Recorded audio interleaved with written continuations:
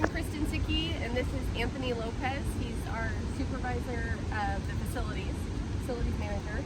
And so here we are, Cache Creek Dam. Has anyone done this tour before, other than Alan? Okay, Dirk has. How long ago? Same time I did. Oh, okay, perfect, great. So as Alan was mentioning, it's a really good time, clearly, because there's water to be excited about. We had the ability, I should say, during last year to get some good projects done actually on the Silver Gates because it was dry. Of course, nobody wanted that, but it was a really good opportunity for us to complete some maintenance. So I have been with the district for about 8 years, newly minted general manager, 2 years in, still have a lot to learn. So if I say anything wrong and Anthony corrects me, he won't get in trouble. I'll be actually very happy about it.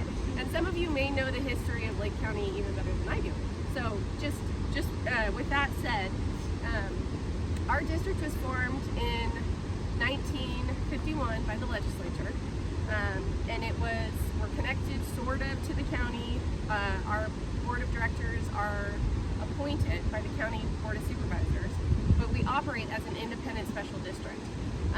And our predecessors actually date back to the early 1900s with some of our water rights proceeding and even going back to the mid 1800s, so 1850. And so we're very fortunate to have good water rights and to have this long history within Yolo County. And essentially our primary objective is to provide surface water to farmers in western Yolo County. We cover 200,000 acres down there, and sometimes that can be a little bit of a myopic view for our customers because they think like, oh, we're just in Yolo County. They don't realize that we actually have to travel to the facilities up in Lake County, which is about a 3-hour round trip and entails bumpy roads and stuff like that.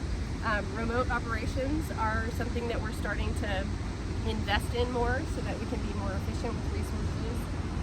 This dam was built in 1914, and it's something that a lot of it is still the original construction, the majority of it is.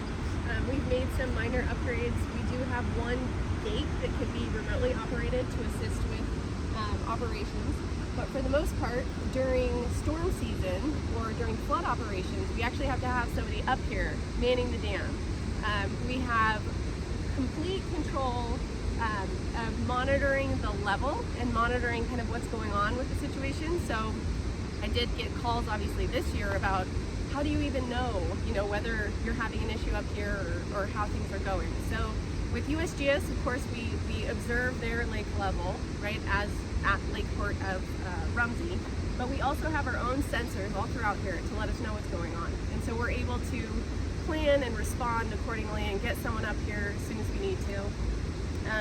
The riffle constricts, obviously, this channel more than our outflow gates do. So we could have full gates open when the lake is high, and unfortunately only so much can get through the riffle. And so that's something that we always have to try to remember, is that even if we tried to have immediate response and control here, we still have to deal with the channel's capacity there. So with that, actually, I want to turn it over to Anthony to give more details about the kind of how these gates work and what he's involved in. So to add what Kristen just said about the riffle, right now today, if I opened up all these gates, I could drain this channel, and Clear Lake would only be giving me so much water. There'd just be a stream coming down through here. When we were flooding in Clear Lake, it was above 8.5. I think we were releasing maximum 3,000 CFS or 3,000 CFS through these gates, and I only had 3 of them open. I could easily open up the rest of them. Like I say, drain this channel. Clear Lake's only going to give me so much water, just because of that river. As Kristen mentioned, built in 1914. Most of the gates that you see are hydraulically operated. That's original construction. They go down to sluice gates, cast iron sluice gates, 6 foot wide, 7 foot high. This year we did do some repairs to our sill on gate 6 and 7. Everything was exposed this year, so it allowed me to go down there and actually take really good photos and a really good inspection of all the gates. And surprisingly, all of them look pretty good. There is some wear and tear, sills, the concrete sills look great. Gate 6 and 7 has some issues with our guide bars on the sides. But other than that, everything else looks pretty darn good. Yeah, surprisingly, very surprised about that. Yeah. Yes. Where does your direction come from? Does it come from Lake County or Yolo County on the when to let more water out?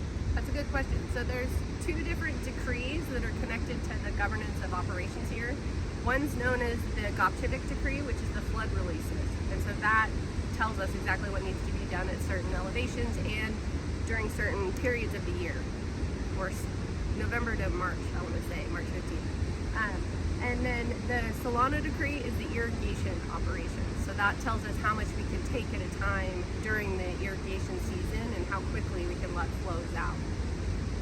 So Lake County, who was the staff person there that was really on it for a long time in the Department of Water Resources? Somebody in Public Works? Tom Smythe knew this almost better than we did. Like he'd call us, and be like, "Are you guys on this?" And so he was an invaluable resource. We still actually sometimes ask him questions randomly, but for the most part, this information is laid out on Lake County's website, and we keep close relations with the Department of Water Resources today, and so they tend to be very aware with how things are going here, and Scott over there has also been very helpful in reporting to us like any concerns that are happening around the lake and whether or not we should be more proactive with releases at certain times. So that's really invaluable. And obviously owning a dam in California, we are regulated by the Department of Water Resources Division of Safety of Dams. And so that's something where we have to keep this operating and maintaining in a certain way that, complies with state regulations.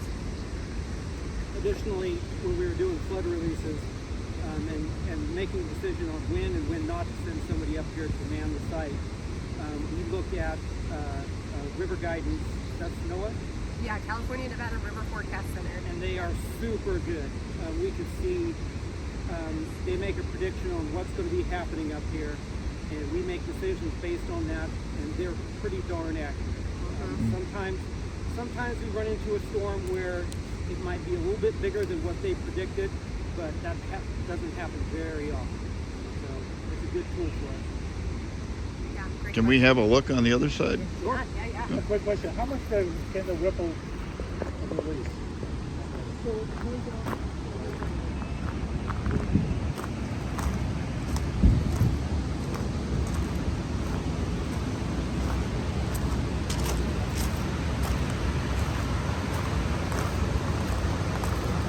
here's the outflow of the dam. Woo-wee. Now there's the white water.